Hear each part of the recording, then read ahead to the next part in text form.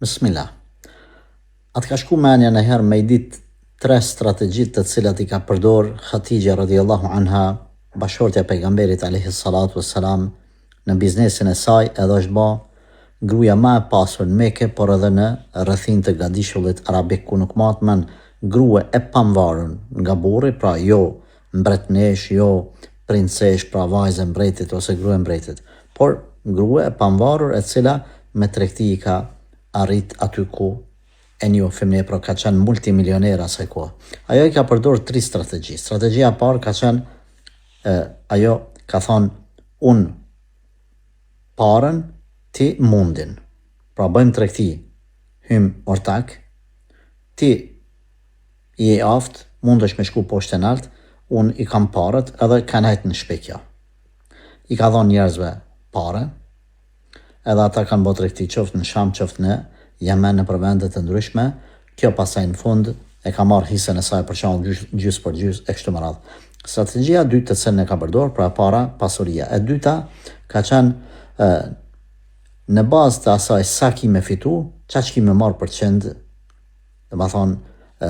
fitim ose pare. Pra nuk ka thonë unë po të marr ty, po të çoj në Yemen, bën tregti atje, të paguaj për një muaj 1000 euro.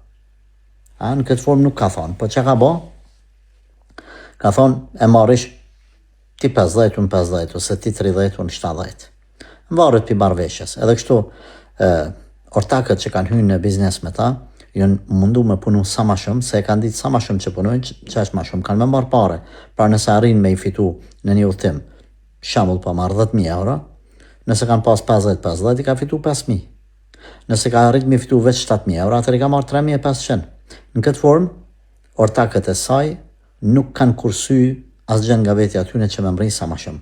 Edhe strategjia e tretë që ka përdor, se cilit njeri që I ka dhënë pare, ka bën, domethënë ortak, ja ka qu mas vetës, ka një person që ka përcjell.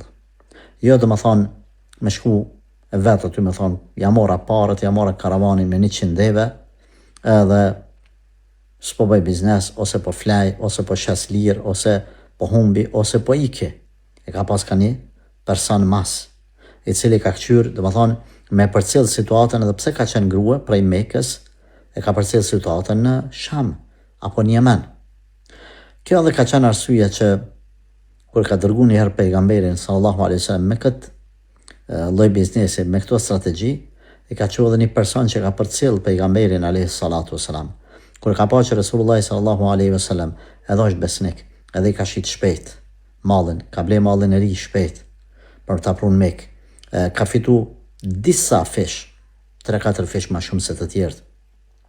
Edhe kur ka ardhur personi që ka përcjell, I ka tregu çuditëra për Muhamedit alayhi salatu wasalam, kjo grua e ndershme, fisnike dhe lartpamse, nuk ka qëndruar vetëm të ta ketë pejgamberin sallallahu alaihi wasallam si ortak në biznes, por ka vendosur që ta ketë ortak edhe në jetën e saj. Pra këto kanë qenë 3 strategjit e nanës e besimtarëve Khatijës radiallahu anha në biznesin e saj. A keti strategji të tilla?